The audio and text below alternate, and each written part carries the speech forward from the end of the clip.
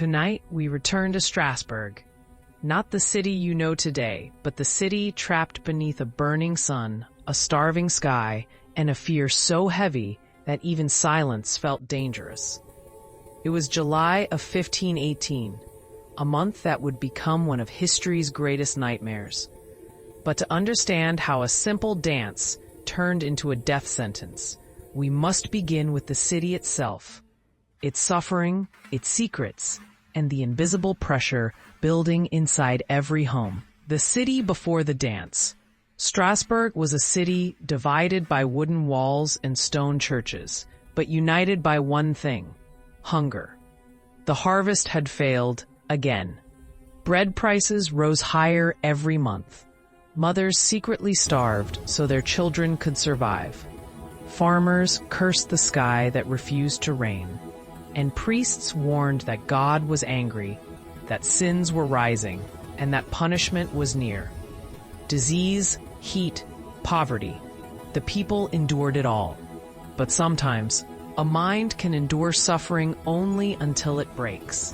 Somewhere in those cramped houses, behind thin wooden doors, something inside the people of Strasbourg slowly cracked. And then, the crack became a chasm. The woman who started it all. It was early morning when Frau Trophäa stepped out onto the dusty street. She looked tired, but not unusual. Just another woman worn down by misery, by chores, by life. But then, she lifted her arms. She bent her knees. She moved her feet once, twice, 3 times. And then she began to dance. Not with grace, not with laughter, not with music. Her movements were sharp, uneven, painful to look at. Those who watched thought she was mocking something, a joke maybe. But as the minutes passed, her expression didn't change. Her eyes stopped blinking. Her lips trembled silently, as if whispering to someone no one else could see. She danced through the morning. She danced through the noon heat. She danced through the evening shadows. Children stared from windows. Merchants paused their work. A baker dropped his basket of loaves when he noticed the blood forming on her heels. Yet she didn't stop. Not after an hour. Not after 10. Not even after a full day. Her husband begged her to stop. Neighbors tried to hold her still, but her body fought them like something possessed. By the 3rd day, her skin blistered, her clothes soaked with sweat, her body shaking. But she continued. And that was when the fear truly began. The spread. Word traveled fast in a starving city. First, a handful came to watch, then dozens, then hundreds. Some watched in horror. Some watched in fascination. Some watched because they feared that if they looked away, whatever possessed Frau Trophäa might turn toward them next. But then something stranger happened. One woman stepped toward her and began to dance. Then a man. Then another and another. Within a week, more than 30 people were moving uncontrollably. Wrists twisting, feet slamming the ground, bodies bending in impossible angles. Some cried while dancing, some screamed, some begged for mercy, but none could stop. Doctors arrived, but their theories only made things worse. One said the dancers' blood was too hot. Another said their hearts were poisoned. Another insisted their bodies were overcome with unbalanced humors. Their cure? Let them dance until the sickness leaves the body.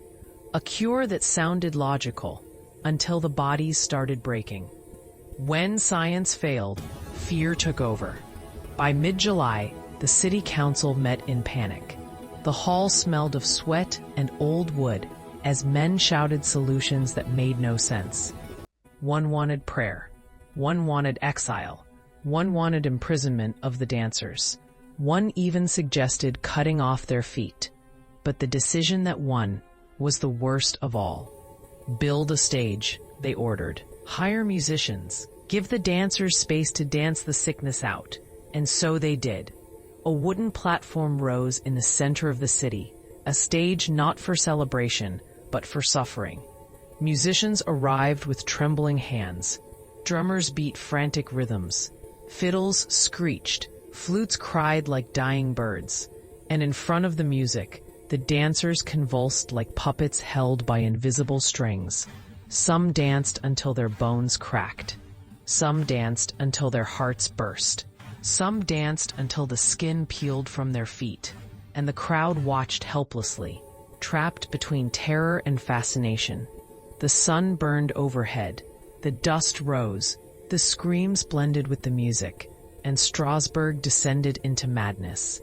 The city's breaking point. By the end of the second week, there were over 100 dancers. Some were dragged into the chaos by invisible force.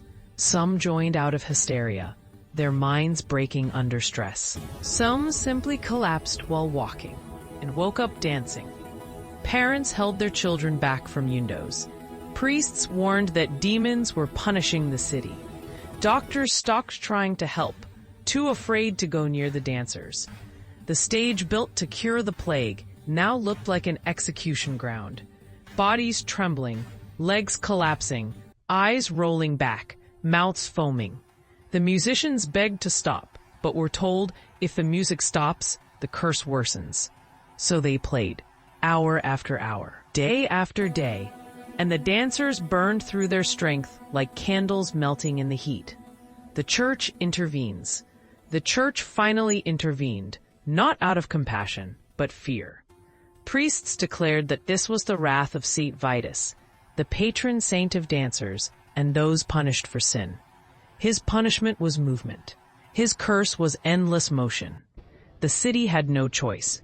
The priests spoke, and people believed. A new plan was formed.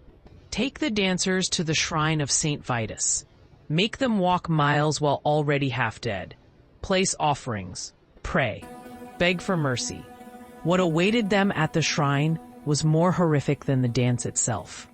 But the nightmare did not end simply because the dancers finally collapsed. Strasbourg was left wounded, frightened, and changed forever.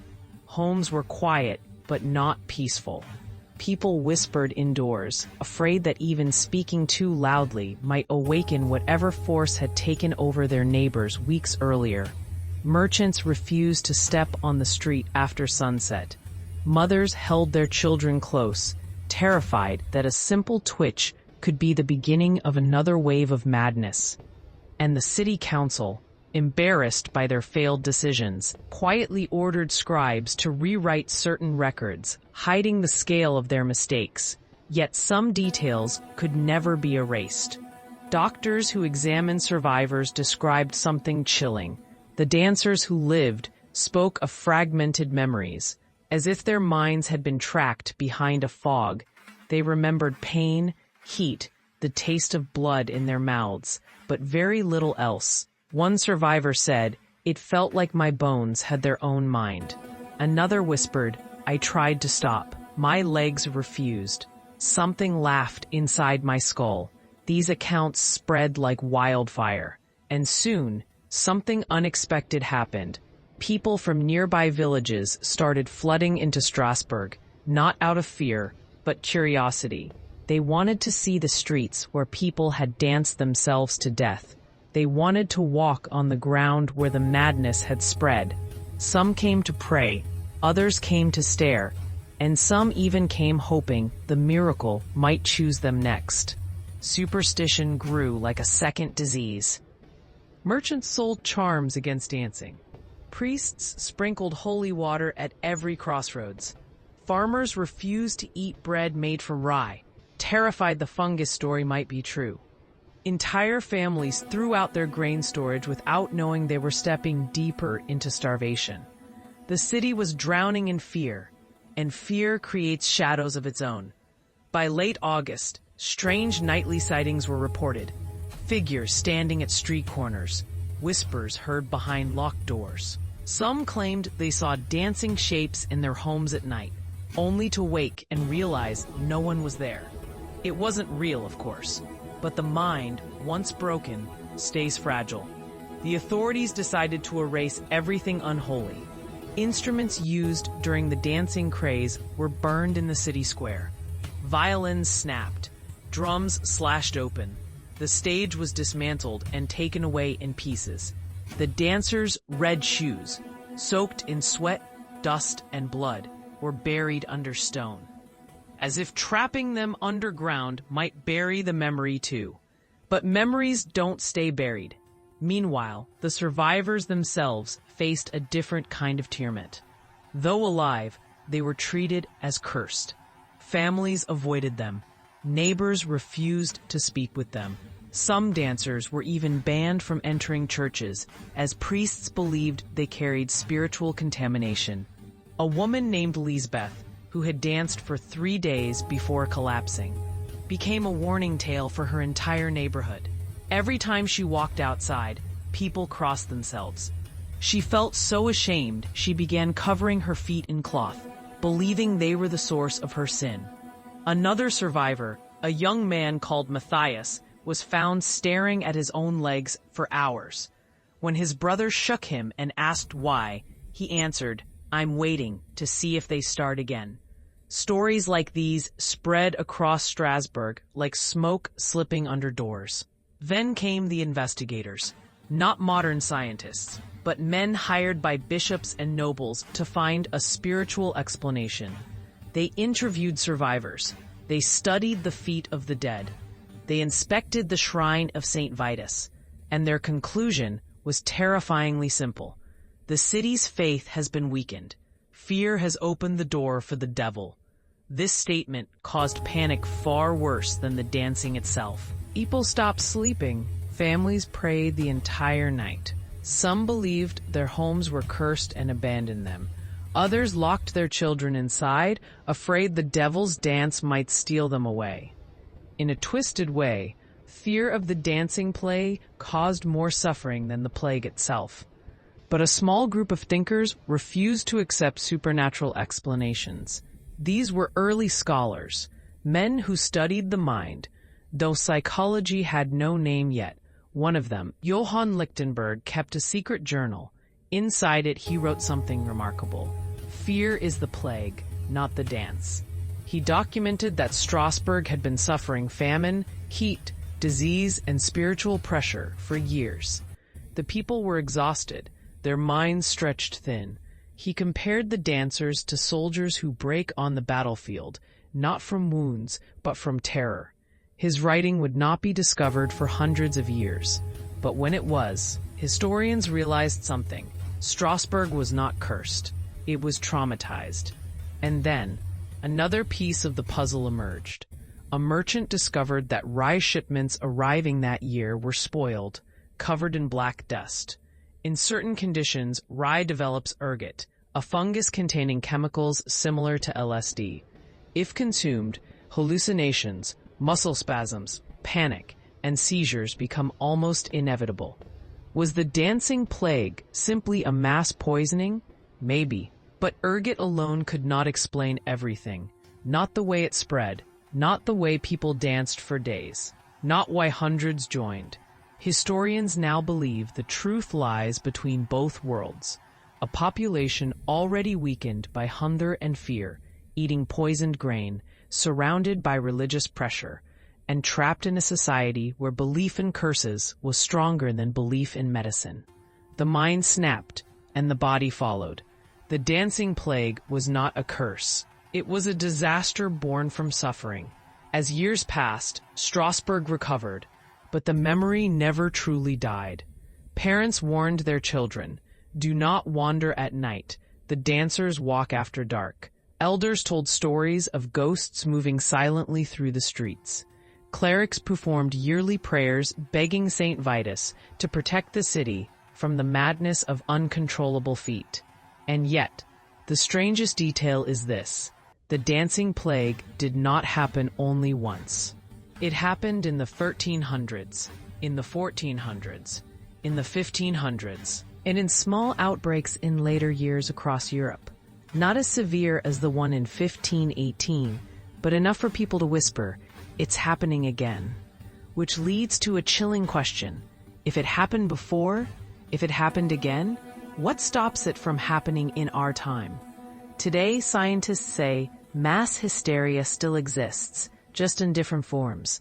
Panic spreads through screens instead of streets. Fear travels not through curses, but through information. And the human mind still breaks the same way it did 500 years ago. In the end, the dancing plague of 1518 teaches us something terrifying. Humanity doesn't need monsters to destroy it. Sometimes we destroy ourselves. Fear can become a disease. Belief can become poison. And the mind, pushed far enough, can create horrors far worse than any ghost story. Tonight, you have walked through the most mysterious tragedy in medieval history. A tragedy where terror became music and suffering became dance. If you want more stories pulled from the darkest corners of our past, subscribe to Dark Tales HD.